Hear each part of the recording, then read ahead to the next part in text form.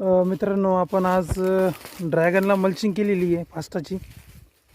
आणि एक प्रयोग म्हणून आपण ड्रॅगन फ्रूटला भुसाची पण मल्चिंग केली. सोयाबीनच भूस.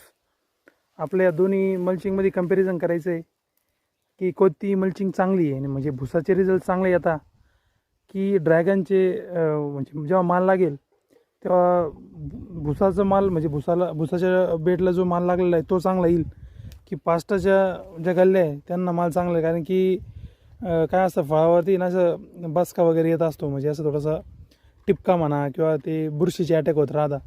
तर आपण ही मल्चिंग केलेली आहे, तर बघू रिझल्ट काय येतो. आणि आणखीन एक मल्चिंगचा फायदा म्हणजे गवत उगणार नाही आपल्या बागेमध्ये. तर हे बघा, असं आपण काम केलेलं आहे. बघा, मस्त झालं एकदम.